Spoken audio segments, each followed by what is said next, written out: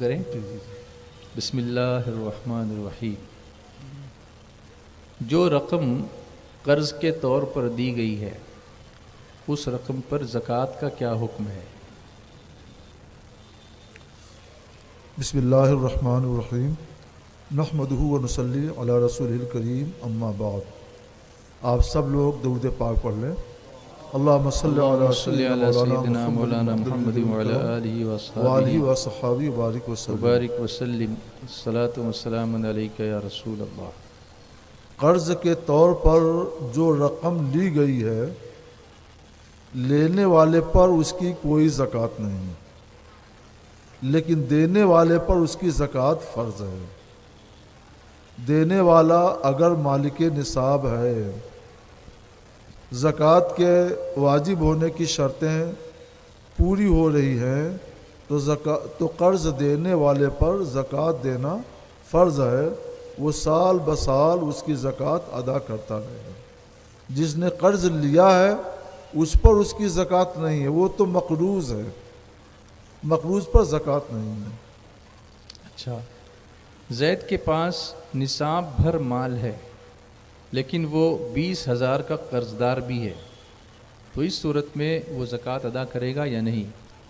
اگر اس کے پاس مال نصاب کی مقدار ہی ہے، نصاب کی مقدار اس وقت 45-46 ہزار میں پوری ہو جاتی ہے اس دور کے حساب اس دور کے حساب سے۔ اچھا، آج جو چاندی کا ریٹ چل رہا ہے اس کے حساب سے 45-46 ہزار کے آس پاس میں زکوٰۃ فرض ہو جائے گی۔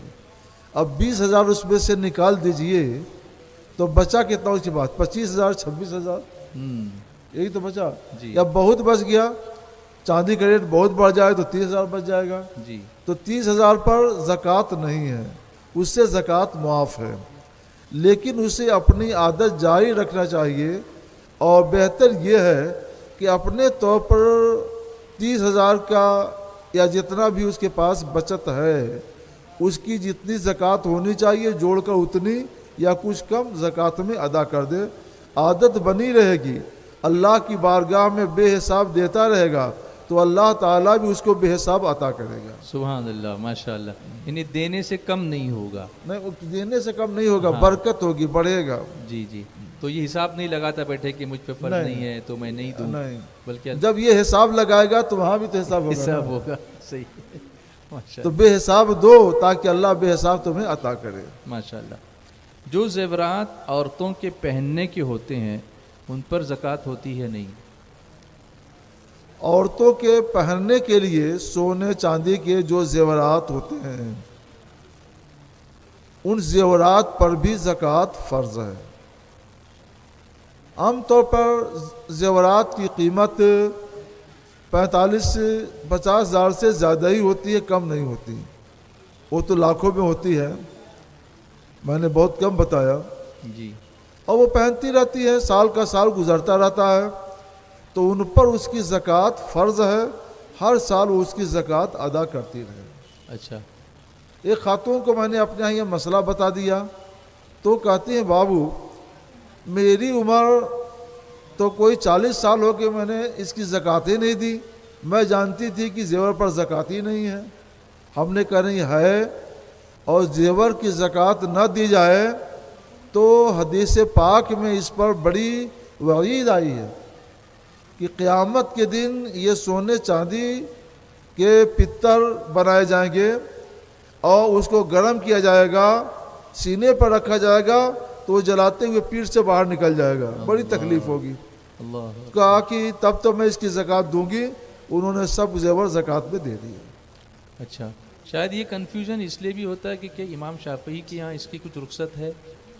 ہاں، حضرت امام محمد بن ادریس شافعی رضی اللہ تعالیٰ عنہ کے مذہب میں اس میں چھوٹ ہے۔ جو زیورات پہننے کے لیے ہیں ان پر وہ زکوٰۃ نہیں مانتے، اور جو زیورات بیچنے کے لیے ہیں ان پر وہ زکوٰۃ مانتے ہیں۔ اچھا، تو ان کے مذہب میں پہننے کی زیورات پر زکوٰۃ نہیں ہے۔ جی۔ ہم لوگ چونکہ حنفی ہیں جی۔ تو حنفی ہونے کی وجہ سے حنفی مذہب کا جو فیصلہ ہے وہ جی۔ فیصلہ ہم جاری کرتے ہیں۔ جی جی۔ عورتوں کے جہیز کے سامان پر زکوٰۃ کا کیا حکم ہے؟ عورتوں کے جہیز پر؟ جی، مردوں کے جہیز پر نہیں نا۔ اب آج لوگ جو ہے نا آج کل مردوں کو بھی جہیز دیتے یہ ہیں، برننگ ایشو بن گیا ہے۔ تو ہم یاد رکھیے گا جو بتائیں گے عورتوں کے جہیز کا بتائیں گے، مردوں کا جہیز ابھی کنارے رکھیے گا، پوچھیے گا تو اس کو بھی بتا دیں گے۔ جی، عورتوں کو گھر والے جہیز میں جو سامان دیتے ہیں یہ دو طرح کے ہوتے ہیں۔ کچھ سامان برتنے کے ہوتے ہیں، جیسے چارپائی ہے استعمال کیجئے، چادر ہے، گدا ہے، لحاف ہے، برتن ہے، تو یہ اس کو متاع کہتے ہیں۔ متاع پر زکوٰۃ نہیں۔ کیا کہتے ہیں؟ متاع متاع، سامان، اچھا سامان، متاع، متاع سامان، جی، متاع پر سامان پر زکوٰۃ نہیں ہے۔ اچھا، اور جو چیزیں سونا یا چاندی سے ہوتی ہیں، سونا ہو، چاندی ہو، سونے یا چاندی کا کوئی برتن ہو یا زیور ہو یا انگوٹھی ہو، جو بھی چیز بنی ہوئی ہو تو اس پر زکوٰۃ ہے۔ بات آ گئی تو میں آپ کو بتا دوں، یاد رکھیے گا، زکوٰۃ تین طرح کے مال پر فرض ہوتی ہے۔ جی، سب سے نمبر ایک پر سونا اور چاندی۔ جی، جن کے پاس سونا ہو یا چاندی ہو، چاہے جس شکل میں بھی ہو، تجارت کے لیے ہو یا نہ ہو، ہر حال میں اس پر زکوٰۃ فرض ہو جاتی ہے۔ دوسرا مال تجارت، تجارت کے لیے جو مال آپ نے خریدا، بیچتے ہیں، خریدتے ہیں، اس مال تجارت پر بھی زکوٰۃ فرض ہے۔ تیسرا سائمہ، سائمہ کہتے ہیں ان جانوروں کو جو سال کا اکثر حصہ زمین کی گھاس چر کر گزارا کرتے ہیں، کچھ حصہ مالک ان کو چارہ وغیرہ بھی خرید کر کھلاتا پلاتا ہے، تو وہ ان کی ایک تعداد ہو جائے تو اس مقررہ تعداد کو پہنچنے کے بعد جانوروں کی بھی زکوٰۃ فرض ہو جاتی ہے۔ اس وقت چونکہ جانوروں کا مسئلہ نہیں ہوتا ہے اس لیے اس کو ہم چھوڑ رہے ہیں، لیکن لوگ تجارت کرتے ہیں تو تجارت کی زکوٰۃ فرض ہے، اور سونا چاندی رکھتے ہیں، سونے چاندی کی بھی زکوٰۃ فرض ہے۔ اب عورت کو جو جہیز دیا گیا ہے اس میں ہم کو غور کر کے چھانٹنا چاہیے اور سمجھنا چاہیے کہ اس میں سے کون سی چیز سونا چاندی ہے، کون سی چیز مال تجارت ہے۔ تو جو چیز سونا چاندی ہو اس کی زکوٰۃ دیں، اور جو چیز مال تجارت ہو تو زیرو ملے گا۔ عورت کے پاس جو جہیز میں دیا جاتا ہے وہ کوئی چیز مال تجارت نہیں ہوتی ہے، اس لیے اس کے پاس جو مال و متاع ہے، سامان ہے، اس پر کوئی زکوٰۃ نہیں ہے۔ اچھا، لیکن یہ جو جہیز کی جو رسم جس میں جبرن لوگ وصول کرتے ہیں، اس سے تو منع کیا گیا ہے نا؟ ہاں، یہ مردوں والا جہیز ہوا ہے۔ مردوں والا۔ پہلے جو ہے لوگ عورتوں کو، بچیوں کو، بہنوں کو، پھوپھیوں کو جہیز دیتے تھے خوشی سے، خوشی سے، بغیر مانگے ہوئے، اپنی خوشی سے جو سمجھ میں آ گیا، تحفے کے طور پر، ان کی امداد کے طور پر پیش کر دیا ان کو، وہ بھی خوش اور گھر والے بھی خوش۔ لیکن اب شادی بیاہ کرنے کے لیے جو لڑکے والے ہیں وہ فرمائش کرتے ہیں کہ ہم کو اتنا مال ملے گا تب شادی کریں گے، تو کہیں تو باقاعدہ ڈیمانڈ ہوتا ہے، جی، اور کہیں اگر ڈیمانڈ نہیں ہوا، ذرا زیادہ باحیا ہوئے تو دوسروں کے ذریعے خبر کرا دیتے، بھائی زمانے کا لحاظ تو ہونا چاہیے، موٹر سائیکل تو ہاں یہ سب ہونا چاہیے زمانے کے لحاظ میں، جی، تو وہ بھی طے ہی ہے، طے ہی کے معنی میں وہ بھی ہے۔ تو جو لوگ اپنے واسطے لڑکی والوں سے رقم مانگتے ہیں، روپیہ مانگیں، گاڑی مانگیں یا گھڑی مانگیں یا 4 ویلر مانگیں، اس طرح کوئی چیز مانگیں، فریج مانگیں، تاکہ یہ چیز ان کی وجہ سے ان کی لڑکی سے شادی کر لے، تو یہ رشوت ہے۔ کوئی کام بنانے کے لیے جو دیا جائے رشوت، جو لیا جائے وہ رشوت۔ یہی وجہ ہے کہ عاشق رسول اعلیٰ حضرت امام احمد رضا علیہ رحمت و رضوان نے فتاوی رضویہ 5ویں جلد میں تحقیق فرمائی کہ ایسا جہیز کے نام پر جو کیا جاتا ہے یہ رشوت ہے، رشوت۔ اور رشوت کا حکم کیا ہے؟ وہ اللہ کے رسول صلی اللہ علیہ وسلم نے بیان فرما دیا، الراشی والمرتشی فی النار، رشوت دینے والا بھی جہنمی ہے اور رشوت لینے والا بھی جہنمی ہے۔ اللہ یہ نہیں سمجھنا چاہیے کہ مانگ وہ رہا ہے لہٰذا وہ گنہگار ہوگا، ارے آپ دے بھی تو رہے نا، تو دینے والا بھی گنہگار ہے، لینے والا بھی گنہگار ہے، وہ بھی جہنمی ہے اور آپ بھی جہنمی ہیں۔ اگر لڑکی والے رک جائیں اور طے کر لیں کہ جو مانگے گا یا اشارہ کرے گا مانگنے کا اس کے گھر شادی نہیں کریں گے، پھر وہ مجبور ہو جائیں گے کہ منہ نہ کھولیں اور بھکاری نہ بنیں۔ یہ کون بھکاری بن رہے ہیں؟ اسی وجہ سے بن رہے ہیں کہ آپ وہ بھکاری بنتے ہیں تو آپ دے دیتے ہیں، آپ دینا بند کر دیں تو ان کا بھکاری بننا بھی بند ہو جائے گا۔ تو اس میں آپ کا بھی تعاون ہے، آپ کی بھی مدد ہے، تو اس سے آپ لوگ بچیے۔ اپنی بچی کو اپنی مرضی سے بغیر کسی اشارے کے کچھ دینا لینا چاہیں تو دے سکتے ہیں، کون نہیں اپنی بچی کو دیتا ہے، یہ جائز و درست ہے۔ اور یہ پہلے کے لوگوں میں بھی ہوتا تھا۔ علامہ ابن عابدین شامی رحمۃ اللہ تعالیٰ علیہ جو پہلے کے بزرگ عالم فقیہ ہیں، اور ان کے حوالے سے اعلیٰ حضرت امام احمد رضا بھی لکھتے ہیں، الجہاز للمرأة، جہیز کا مالک عورت ہے۔ اعلیٰ حضرت فرماتے ہیں طلاق ہوگی تو جہیز کا ایک ایک سامان سب کچھ عورت کو واپس کر دیا جائے گا۔ تو جہیز کی مالک عورت کب ہوگی؟ جب دیا جائے گا تبھی نا۔ جی واپسی کب ہوگی؟ جب دیا جائے گا تبھی نا۔ تو پتہ چلا کہ ماں باپ بھائی بہن پہلے بھی اپنی بہن کو، اپنی بیٹی کو، اپنی پھوپھی کو اپنی خوشی سے مدد کے طور پر دے دیا کرتے تھے، اسی کو جہیز کہا جاتا تھا، اور اسی کی مالک وہ لڑکی ہوا کرتی تھی، اور طلاق کی صورت میں وہی اس کو واپس کیا جاتا تھا۔ یہ کوئی آج کی بات نہیں ہے، یہ پہلے بھی ایسا تھا، اس لیے اس کی اجازت ہے، آپ ایسا کر سکتے ہیں، مگر کسی عرف کے اور سماج کے دباؤ کے تحت نہیں، اپنی خوشی سے اپنی مرضی سے ہو تو یہ جائز و درست ہے، اور عرف کا سماج کا دباؤ ہو تو پھر اس کا حکم الگ ہو جائے گا، وہ رشوت کے خانے میں چلا جائے گا۔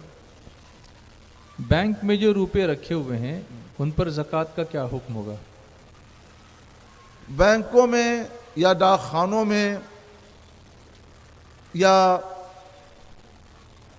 لائف انشورنس کارپوریشن میں فکس ڈپوزٹ کے طور پر جو روپے جمع کیے جاتے ہیں، پروویڈنٹ فنڈ بھی اس میں آئے گا، پروویڈنٹ فنڈ بھی اسی میں آئے گا۔ جو روپے جمع ہوتے ہیں ان روپوں کی حیثیت شرعی حیثیت قرض کی ہوتی ہے، یعنی آپ نے وہاں پہ جمع کیا تو گویا آپ نے ان کو قرض دیا، اور جنہوں نے لیا وہ آپ کے مقروض ہوئے، قرض دار ہوئے، تو ان پر تو زکوٰۃ نہیں ہے، لیکن آپ قرض دے رہے ہیں چاہے جس شکل میں بھی دے رہے ہوں تو آپ پر سال بسال اس کی زکوٰۃ ہے۔ اچھا، اس کی زکوٰۃ فرض ہے، واجب ہے، اور سال بسال اس کی زکوٰۃ ادا کرتے رہنا چاہیے۔ جی، اب اس میں جو ایف ڈی ہوتا ہے، فکس ڈپوزٹ، یا لائف انشورنس میں جو کچھ جمع کرتے ہیں، اور کچھ اور بھی رقمیں ہوتی ہیں، جیسے پروویڈنٹ فنڈ ہے، یہ رقم فوراً نہیں ملتی ہے، بعد ملتی ہے۔ جی، تو اس میں شریعت یہ چھوٹ رکھتی ہے کہ آپ چاہیں تو جب وہ رقم ملے، آپ کے قبضے میں آئے یا آپ کے کھاتے میں چلی جائے، تب اس کی زکوٰۃ دیں۔ لیکن اگر 10 سال کے بعد آپ کے کھاتے میں وہ رقم آ رہی ہے تو آپ کو پورے 10 سال کی زکوٰۃ دینی پڑے گی۔ ہر سال کا کیلکولیٹ کرنا پڑے گا، ہاں، ہر سال کیلکولیٹ کرنا پڑے بیلنس جو گا۔ تھا۔ یہ نہیں ہے کہ آج مل رہی ہے تو آج ہم اسے زکوٰۃ دیں گے، نہیں صاحب، 15 سال کے بعد اگر وہ ملے گی تو 15 سال، پورے 15 سال جو گزر چکے ہیں نا، ان کی بھی زکوٰۃ آپ کو دینی پڑے گی۔ تو اس لیے ہم کہتے ہیں جب زکوٰۃ دینی ہی ہے تو کیا کل ہر سال دیتے چلے جائیں؟ جی، اور آسان بھی ہو جائے اس میں گا۔ آسان بھی ہے۔ جی، اس میں کیا 15 سال پر آپ نکالیں گے تو 15 سال کی زکوٰۃ بہت زیادہ ہو جائے گی۔ دل لالچی ہوتا ہے، دل کو لالچ ہوگی تو بہت لمبی رقم نکل رہی، چھوڑو کچھ کم کر لیتے ہیں، تو وہاں اللہ کے ہاں تو کچھ کبھی بیشی ہوگی نہیں، پورا کا پورا دینا پڑے گا۔ جی، لیکن ہر سال اگر تھوڑا تھوڑا دیتے جائیں گے نا تو دل کی لالچ کچھ نہیں کر پائے گی. جی اس لیے میں مشورہ یہی دیتا ہوں کہ پرائیویٹ فنڈ ہو، ایف ڈی ہو، یا اس طرح کی اور بھی جو بھی رقم ہو، اس کی بھی زکوٰۃ آپ سال بسال ادا کرتے رہیں، اور جب ملے تو سب آپ کا ہو جائے. جی حضرت، یہ بھی ہو سکتا ہے کبھی ایسا ہوتا ہے کہ پروویڈنٹ فنڈ جمع ہوتا رہتا ہے، زکوٰۃ نہیں نکالی، یہ سوچا کہ جب ایک ساتھ ملے گی تو نکال لیں گے، لیکن اس سے پہلے اس بندے کا انتقال ہو گیا. اب وہ رقم تو نامنی کو ملے گی، تو اس کی زکوٰۃ کون ادا کرے گا پھر؟ اب وہ اس کی مرضی وہ دیتا کہ نہیں دیتا ہے، جی دوسرے کے حوالے کر گئے. ہاں اس لیے بھی میں کہتا ہوں کہ اپنی زکوٰۃ خود ہی ادا کرتے رہیں.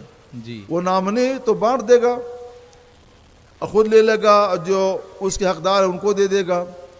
اچھا، نامنی کی بات آ گئی تو میں بتا دوں، جی کبھی کبھی یہ مسئلہ میرے پاس آتا ہے ہاں کہ نامنی تو میں ہوں یا نامنی فلاں ہے، تو جو نامنی ہے جس کو نامزد کیا گیا وہی اس کے مالک. ایسا نہیں ہے، اچھا جو نامزد ہوا ہے وہی اس کے مالک، ایسا نہیں ہے. ہاں ہاں ایک آدمی کو نامزد اس لیے کیا دیا جاتا ہے کہ وہ خاندان میں ہوشیار ہوتا ہے، دیندار ہوتا ہے، اس کو دے دیا جاتا ہے، نامزد نام اس کے دے دیا جاتا ہے تاکہ یہ وصول کر کے تمام وارثوں میں تقسیم کر دے گا.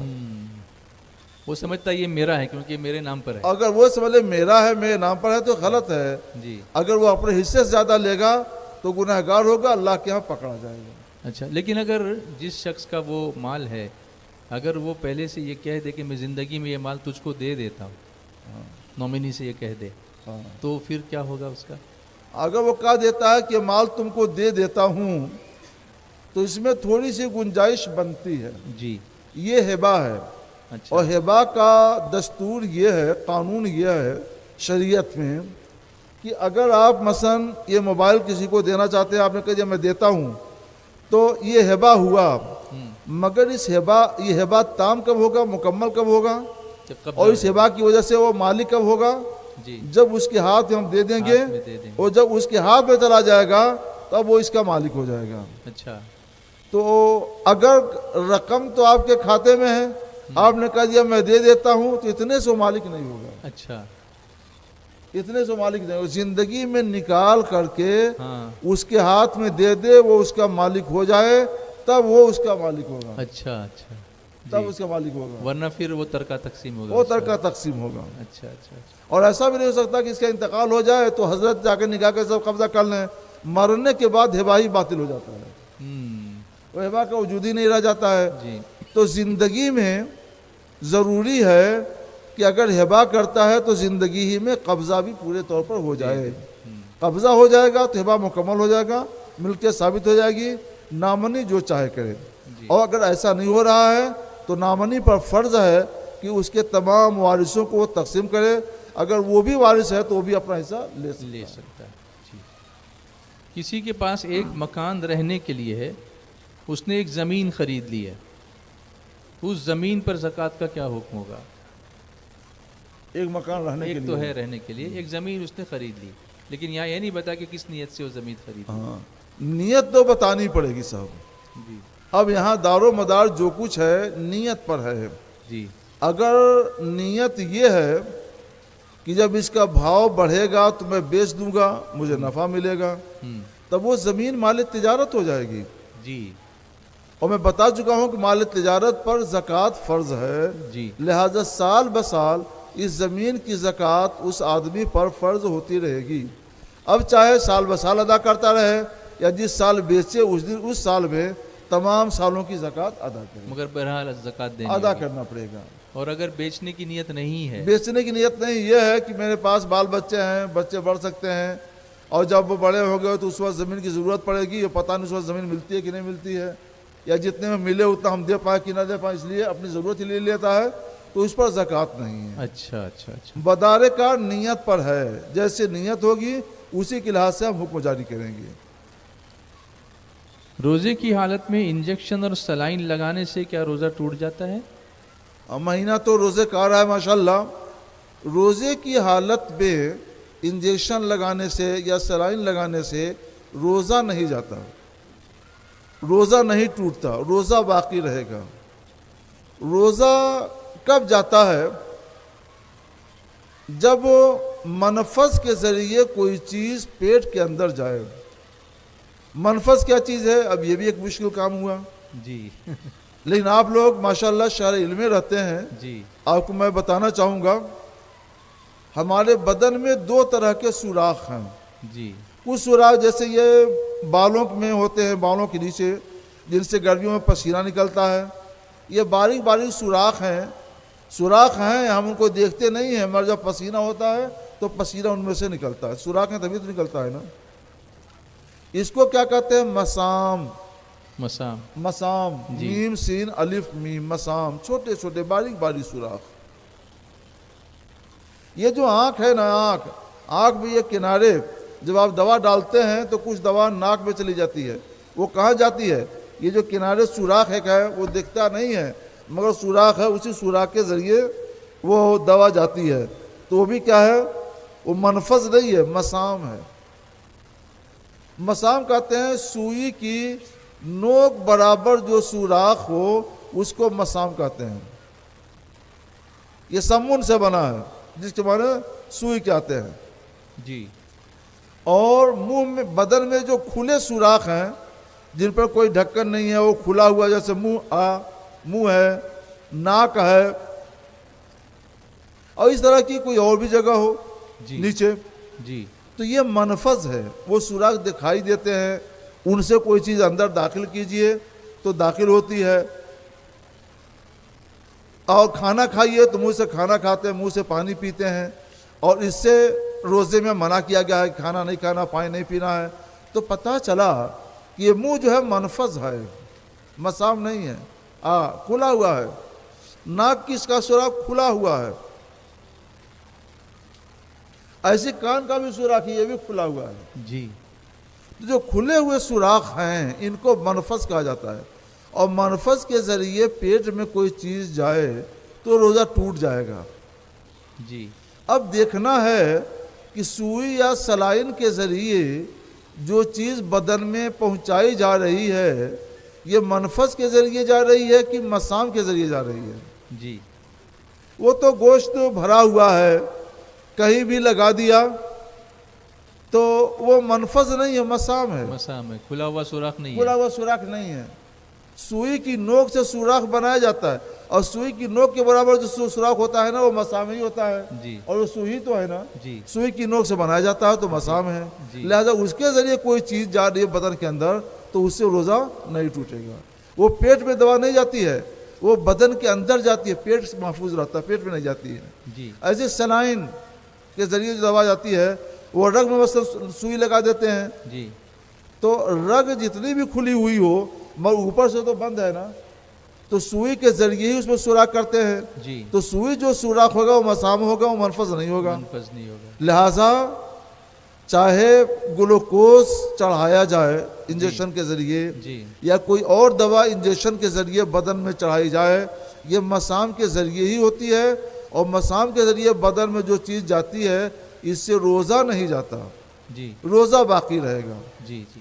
اس لیے اگر کبھی آپ کو علاج کی ضرورت پیش آ جائے، ڈاکٹر کہیں مثلا پیٹ میں شدید درد ہو گیا ہے، دوا ضروری ہے، ٹیبلیٹ کھائیں گے تو منفذ کے ذریعے جائے گا، روزہ ٹوٹ جائے گا. جی. انجیکشن لیں گے مسام کے ذریعے جائے تو روزہ نہیں ٹوٹے گا. نہیں ٹوٹے گا. تو آپ کو یہ اجازت ہے انجیکشن ایسی حالت میں، تکلیف کی حالت میں لگوا سکتے ہیں. جی. تکلیف کی حالت ہو تو علاج کے لیے اجازت ہے. جی. اور اگر صرف اس لیے کوئی گلوکوز چڑھوا لے کہ آرام سے روزے کا دن گزرے گا، کچھ پتہ نہیں چلے گا، طاقت آ جائے گی. طاقت آ جائے گی، تو یہ مکروہ ہے. جی. یہ روزے کی حکمت کو اور مقصد کو فوت کرنا ہے. جی.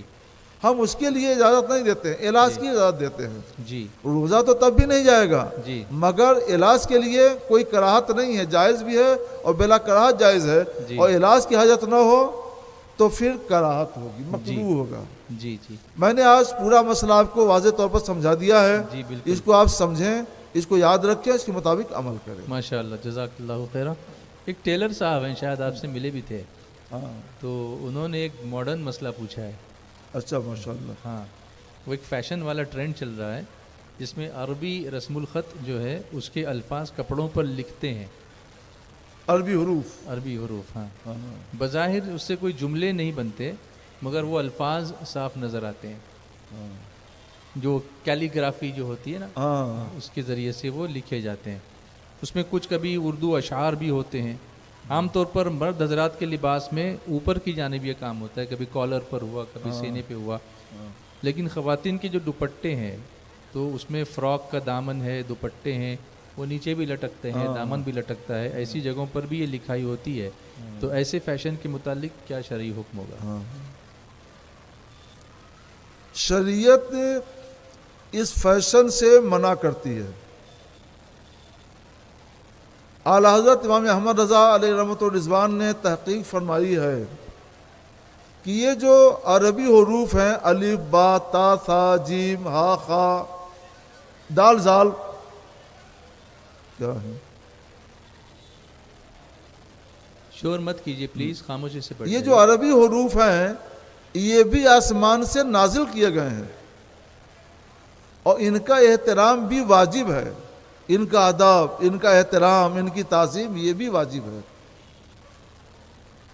تو اب ہم دیکھتے ہیں کہ کپڑوں پر نقش و نگار کی جگہ پر یہ حروف دے دیے جائیں تو ان کی تعظیم ہو سکتی ہے کہ نہیں ہو سکتی ہے؟ عورتوں کے کپڑوں میں تو تعظیم کا سوال کم ہے. وہ بچوں کو گود میں لے گی, بچے پیشاب کر دے گی. یوں بھی وہ پاک ناپاک سب کپڑے ملا کے دھو دیتی ہیں. تو عربی حروف کی یا اردو حروف کی بے ادبی ہوتی ہے, لہٰذا ہم اس کی اجازت نہیں دیتے. جہاں تک مردوں کی بات ہے تو اگر کوئی پڑھا لکھا آدمی ہو اور سینے کے پاس رکھے اور وہ اس کا ادب کرے اور دھونا ہو تو اپنے ہاتھ سے پاک پانی سے دھوئے اور پانی کو بھی پاک جگہ پر گرائے تو اس کے لیے اجازت ہے. مگر اتنا خیال کون رکھے گا, اتنا لحاظ کیسے ہوگا؟ اجازت دے دی جائے تو پھر اجازت تو سب کے لیے ہوگی جی, اور پھر بے ادبی حروف کی عام ہو جائے گی. لہٰذا عام بے ادبی سے حروف کو بچانے کے لیے, اس کے ادب و احترام کو برقرار رکھنے کے لیے یہ حکم دیا جاتا ہے کہ اپنے کپڑے میں کہیں بھی یہ حروف کو نقش و نگار کی جگہ پہ استعمال نہ کریں. اس سے بچیں, ایسے فیشن کو ہوا نہ دیں, ایسے فیشن کی مدد نہ کریں.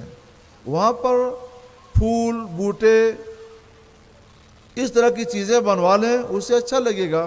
اور وہ نہ بھی ہو تو یوں بھی آپ ماشاءاللہ اچھے لگتے ہیں. لقد خلقنا الانسان فی احسن تقویم, اللہ نے فرما دیا ہے ہم نے تمہیں اچھی شکل میں پیدا کیا ہے. سبحان اللہ, سبحان اللہ. جو شکل اللہ نے بنا دی ہے یہ پھول بوٹے اس سے اچھی شکل آپ کو نہیں دے سکتے ہیں. جی جی. تو اس کی کوئی ضرورت نہیں ہے. اس فیشن کا ساتھ نہ دیں. اس فیشن سے اعلان کیا جاتا ہے کہ ممنوع ہے یہ فیشن, اس سے مسلمان بچیں اور اس فیشن کو فروغ نہ دیں. اور ٹیلر کو بھی مجبور نہ کریں. اچھا, روزے کی حالت میں انجیکشن سلائن کا تو حکم آپ نے بتا دیا. آپ پوچھ رہے ہیں کہ روزے کی حالت میں کسی کو خون دینا کیسا ہے؟ روزے کی حالت میں کسی کو خون دینا یہ میرے خیال چیک اپ کے لیے جو ہوتا ہے, چیک اپ کے لیے بھی ہوگا یا ڈونیشن بھی ہوگا؟ ڈونیشن بھی ہوگا. جی, چیک اپ کے لیے ہو تب تو اس میں کوئی بات نہیں, تھوڑا سا خون نکالتے ہیں وہ آپ نکلوا سکتے ہیں, چیک کرا سکتے ہیں. دوسرے کو ڈونیشن کے طور پہ دے سکتے ہیں کہ نہیں, یہ ایک مسئلہ ہے. جی. تو اگر تھوڑا سا خون سے کام چل جائے 100-200 گرام سے تو اس سے عام طور پہ روزے پر کوئی اثر نہیں پڑتا. لیکن لینے والے بھی اتنا کم تو نہیں لیتے ہیں نا, باٹل لیتے ہیں. جی, 500 گرام 600 گرام 400 گرام یا اس سے بھی زیادہ خون لے لیتے ہیں. جب اتنا زیادہ خون نکل جائے گا تو کمزوری پیدا ہوگی اور کوئی یہ ہے فوراً کچھ کھائے پیے ورنہ چکر آئے گا, پریشانی ہوگی. جی. لہٰذا رمضان کے دنوں میں خون دینے سے, خون کا ڈونیشن کرنے سے بچیں. ضرورت ہے تو کہیں سے لے کر کے دے دیں اور وعدہ کر لیں کہ ہم مغرب کے بعد روزہ کھول کر کے دے دیں گے. جی, تو اور اپنا وعدہ پورا کر لیں. رات میں کر سکتے, رات میں دے سکتے ہیں, دن میں نہیں. کیونکہ دن میں دینے سے کیا ہے, روزہ ٹوٹنے کا اندیشہ ہے. جی, اور رات میں کوئی اندیشہ نہیں ہے. جی. وہ ٹیلر والے سوال پہ پوچھا کہ ایمبرائڈری تو کر سکتے ہیں نا؟ ایمبرائڈری وہ جو نقش و نگار بناتے ہیں اس میں حروف نہیں, ہاں بیل بوٹے. نقش و نگار بنا سکتے ہیں، ہاں لیکن اس میں بھی تھوڑا سا کچھ وضاحت ضروری ہے. اچھا. نقش و نگار میں نے کہا تھا پھول ہے، بوٹے ہیں، پیڑ پودے ہیں، ان چیزوں کا نقش و نگار بنا سکتے ہیں. جی. اور اگر آپ مور کا نقش و نگار بنائیں، مور. کبوتر کا بنائیں، جی. یا بھینس کا بنائیں، یا اس طرح کے جو جانور ہوتے ہیں. آپ لوگ بھینس کا بھی بناتے ہیں؟ نہیں. خیر جانور کا بھی بنائیں گے تو یہ ناجائز ہوگا. جی جی. تو اس سے بچیں. اور جو غیر جاندار چیزیں ہیں، پیڑ پودے ہیں، عمارتیں ہیں، گنبد خضرا ہے، اولیاء اللہ کے مزارات ہیں، پھول ہے، اور دوسری چیزیں ہیں، ان کا نقش و نگار آپ بنا سکتے ہیں. یہ جائز و درست ہے. بچے شور کافی کر رہے ہیں، تھوڑی سی کنٹرولنگ کریں ہمارے ساتھی، اور خاموشی رکھیں تو بہتر ہوگا. مجلس کا احترام ہونا چاہیے. تجارت کے لیے پارٹنرشپ کے جواز کی کیا صورتیں ہیں؟ کس صورت میں تجارت کے لیے پارٹنرشپ، کس صورت میں پارٹنرشپ جائز ہوئے، کس صورت میں نہیں جائز ہے؟ پارٹنرشپ اس کو شریعت کی زبان میں شرکت کہا جاتا ہے. جی. شرکت کا مطلب یہ ہوتا ہے کہ کم سے کم اس میں 2 آدمی ہونا ضروری ہے.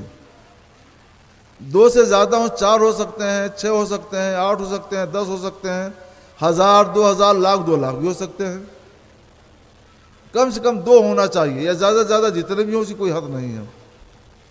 اور ہر فریق اپنا مال لگائے، جتنا بھی لگائے، اور دونوں میں طے یہ ہو کہ اس کاروبار سے جو کچھ نفع ملے گا اس میں ہم لوگ نفع میں بھی شریک رہیں گے اور نقصان میں بھی شریک رہیں گے. نقصان ہوا تو اپنے اپنے مال کے حساب سے سب شریک، سب پارٹنر سہیں گے، اور فائدہ ہوا تو اپنے اپنے مال کے حساب سے سب لوگوں کا حصہ بنے گا. مال کے حساب سے نفع نقصان کا مطلب یہ ہوتا ہے کہ فرض کیجئے ایک شخص نے 60,000 روپے تجارت پہ لگائے، ایک شخص نے 40,000 روپے تجارت پہ لگائے، اور نقصان ہو گیا 1,000 کا، 1,000 کا نقصان ہو گیا، خسارہ ہو گیا. تو یہ نہیں ہے کہ 500 اس کے ذمہ ڈالا جائے، 500 اس کے ذمہ ڈالا جائے. نہیں، جس نے 60,000 دیا تھا تو اس کے ذمے 60% نقصان جائے گا، اور جس نے 40,000 دیا تھا اس کے ذمے 40% نقصان جائے گا. اچھا. یعنی یہ 400 نقصان سہے گا اور وہ 600 نقصان سہے گا. جی. مال کے تناسب کے لحاظ سے دونوں نقصان میں برابر کے شریک رہیں گے.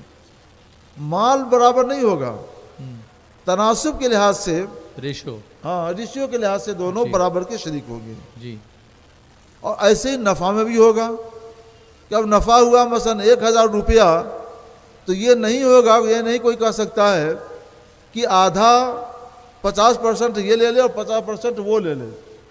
یہ نہیں ہوگا، بلکہ یہ ہوگا کہ جس کا جتنا مال ہے اسی تناسب کے لحاظ سے وہ مال سے نفع لے. مثلا جس نے 40,000 دیا تھا تو وہ 400 پائے گا، اور جس نے 60,000 دیا تھا وہ 600 روپیہ پائے گا. تو نفع میں دونوں شریک ہوئے مگر اپنے مال کے تناسب کے لحاظ سے شریک ہوئے.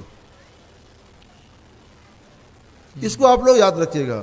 اس کو شرکت کہتے ہیں، اور یہ شرکت عنان کہلاتی ہے. یہ شرکت والی تجارت خود ہمارے اور آپ کے پیارے رسول سید عالم صلی اللہ تعالیٰ علیہ وسلم نے بھی کی ہے. اور حضرت علی رضی اللہ تعالیٰ عنہ کا تو الحمدللہ اس سلسلے میں ایک بڑا زبردست فیصلہ بھی ہے.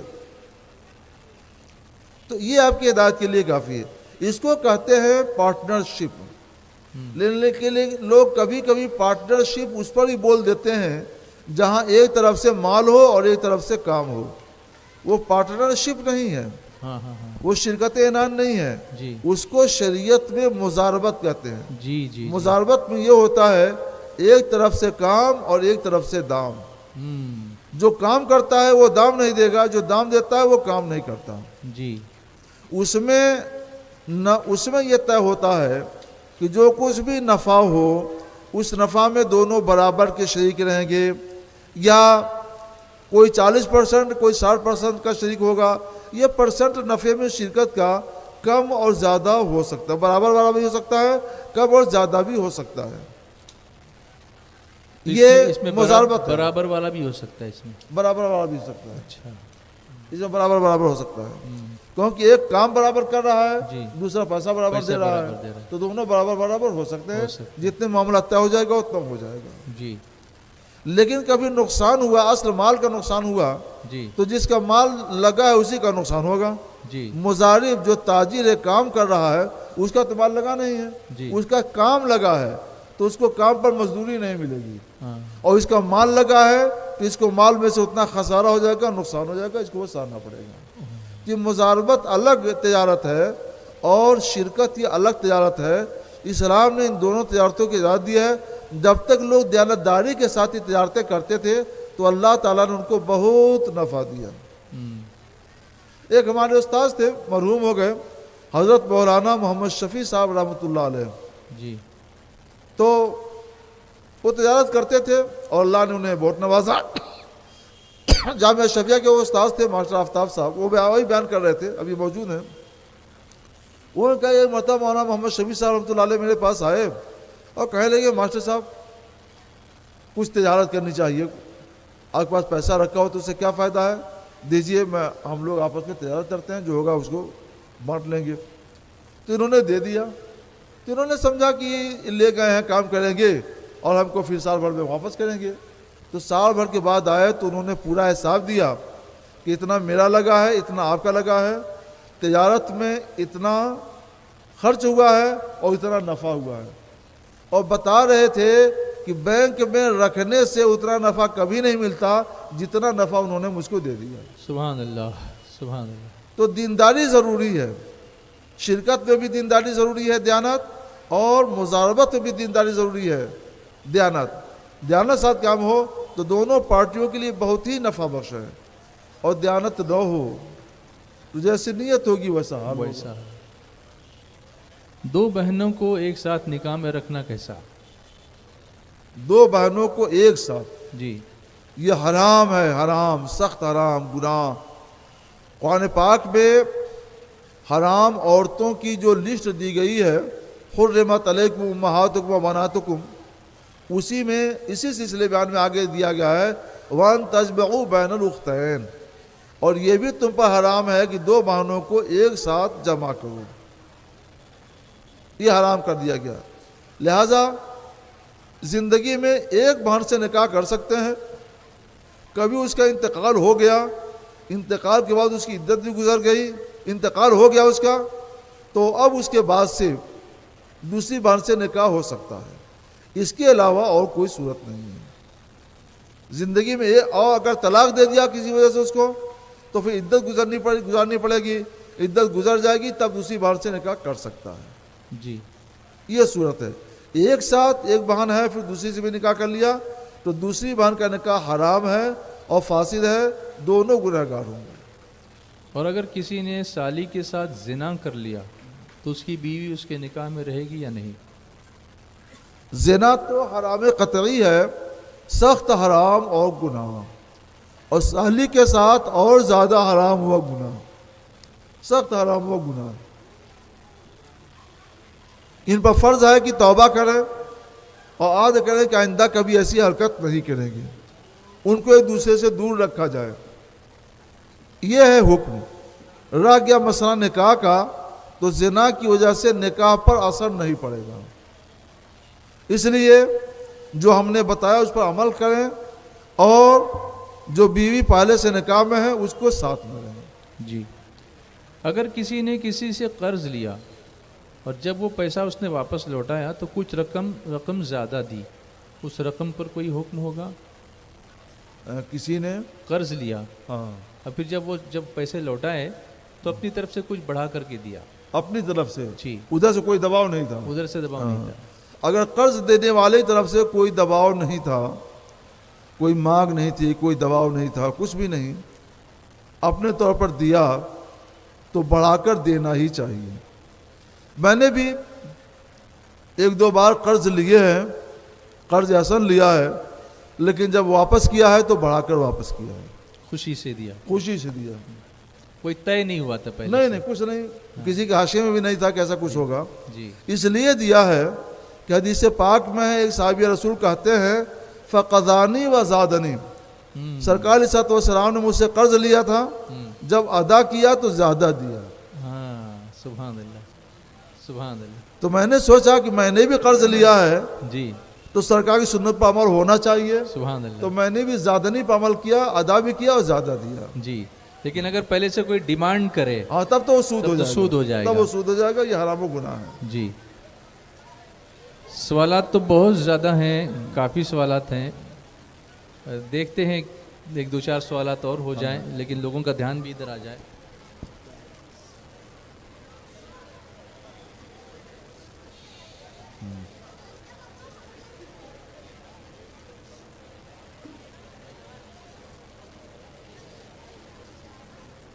بار بار پیشاب کے قطرے آنے کی شکایت ہو تو وہ شخص حج یا عمرے کا طواف یا نفلی طواف کس طرح کرے؟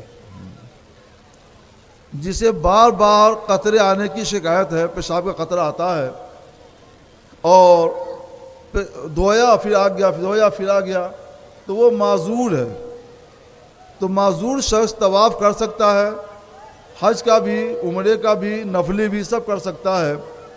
اسے چاہیے کہ ایک بے سلا لنگوٹ، ایسا لنگوٹ استعمال کرے جو سلا ہوا نہ ہو، اور اس میں کوئی فوم رکھ دے گدی کے طور پر، وہ باندھ کر کے بغیر سلا ہوا یہ لنگوٹ باندھ لے اور وہ طواف کر لے تو اس کے لیے جائز ہے، اس پر کوئی گناہ نہیں ہوگا۔ بغیر سلا ہوا ہے لیکن باندھنا تو پڑے گا اس کو، ہاں باندھنے سے کوئی بات نہیں، گرہ لگانی پڑے گی، ہاں اس سے گرہ لگا سکتے ہیں، لگا سکتے جیسے لنگی باندھتے ہیں، ہاں احرام کی لنگی تو باندھتے ہی ہے، ہاں، اسی طرح اس کو بھی باندھ سکتے ہیں۔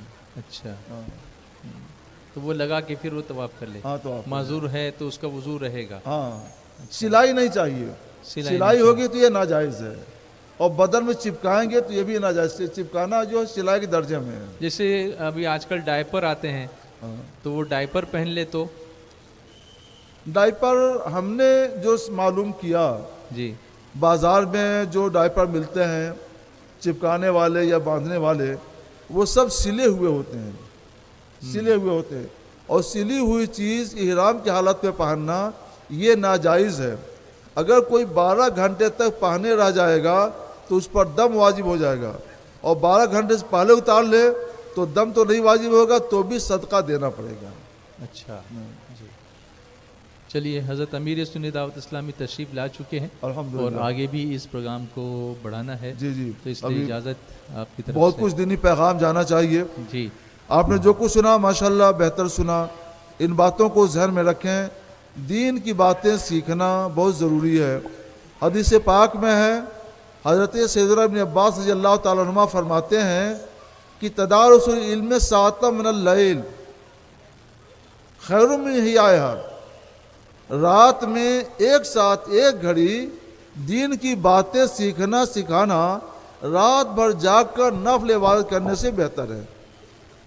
تو کئی راتوں کی نفل عبادت سے بڑھ کر کام آپ نے کر لیا، ان کو سیکھ لیا، ذہن میں رکھیں، یاد کریں، اور صحیح طور پر پہنچا سکتے ہوں دوسروں تک پہنچائیں۔ اللہ تعالیٰ آپ کو، ہم کو، سب کو اس کی برکتوں سے نوازے اور ہم سب کی بخشش و مغفرت فرمائے۔ حضرت جاتے جاتے ایک چیز، ابھی حضرت تشریف لائے، ہم نے کوئی نعرہ نہیں لگایا۔ اچھا اچھا، ہاں، تو یہ ٹھیک کیا نا؟ ہاں ٹھیک ہے ماشاء، یہی ٹھیک ہے، یہی ہونا چاہیے۔ کبھی بھی کوئی بیان چل رہا ہو، ذکر الہی ہو، ذکر رسول ہو، حمد پڑھی جائے، نعت پڑھی جائے، شریعت کے احکام بتائے جا رہے ہوں، اور ایسے وقت میں کوئی عالم دین تشریف لائیں تو لوگ بلند آواز سے ان کے استقبال میں نعرے لگاتے ہیں، اور جو ذکر الہی چل رہا ہے، ذکر رسول چل رہا ہے، بیان مسائل چل رہا ہے، اس میں سخت خلل واقع ہوتا ہے۔ تو ایسے نعرے لگانا کہ خلل واقع ہو، شریعت کام رک جائے، یہ ناجائز ہوا گناہ ہے۔ فقہ کی کتابوں میں یہ مسئلہ لکھا ہوا ہے، در مختار میں، شامی میں، یہاں تک کہ اردو زبان میں جو معتمد کتاب ہے بحر شریعت، اس میں بھی یہ مسئلہ ملے گا۔ حضور مفتی اعظم ہند رحمۃ اللہ علیہ تشریف لاتے تھے تو ان کے تو لاکھوں شیدائی، لاکھوں مرید نعرے لگا دیتے تھے، وہ منع فرماتے تھے، سخت برہم ہوتے تھے، ناجائز ہے، گناہ ہے، کیوں نعرہ لگایا جاتا ہے؟ تو اس میں حضور مفتی اعظم ہند رحمۃ اللہ علیہ کی رضا نہیں ہے۔ ہاں، لوگ اپنی نادانی میں لگا دیں تو عالم کیا کرے گا؟ ہم بھی کہیں کہیں جاتے ہیں تو منع کر دیتے ہیں اور پھر بھی نعرے تکبیر ہو جاتا ہے، تو ہم گنہگار نہیں ہیں، لگانے والا گنہگار ہوگا۔ ہم نے تو منع کر دیا ہے، ہم کسی کی زبان پر کنٹرول نہیں کر سکتے ہیں، زبان کو پکڑ کے روک نہیں سکتے ہیں۔ قرآن نے فرما دیا وما علینا الا البلاغ، ہمارے اوپر حکم الہی کو پہنچا دینا ہے، ہم نے حکم الہی کو پہنچا دیا، اس پر عمل کرنا آپ کا کام ہے۔ حضرت مولانا شاکر علی نوری صاحب امیر سنی دعوت اسلامی الحمدللہ عالمی سطح پر یہ تحریک چلا رہے ہیں اور خلق خدا کا بے پناہ فائدہ ہو رہا ہے۔ نعرہ لگنا چاہیے لیکن نہیں، جب شریعت کا مسئلہ آ جائے تو کوئی بھی ہو اس وقت نعرہ نہیں لگے گا۔ شریعت کے مسئلے کہیں کوئی مخالفت نہ ہو تو نعرہ لگائیے، کوئی بات نہیں ہے۔ ہمیں کوئی بھی کام کرنا ہو سمجھداری سے کرنا چاہیے، سوجھ بوجھ سے کرنا چاہیے، جوش میں ہوش کو نہیں کھونا چاہیے، اس کا آپ لوگ لحاظ رکھیے گا۔ اللہ تعالیٰ آپ کی ہماری سب کی مدد فرمائے۔ وآخر دعوانا ان الحمدللہ رب العالمین۔ السلام علیکم ورحمۃ اللہ وبرکاتہ۔ وعلیکم السلام ورحمۃ اللہ وبرکاتہ۔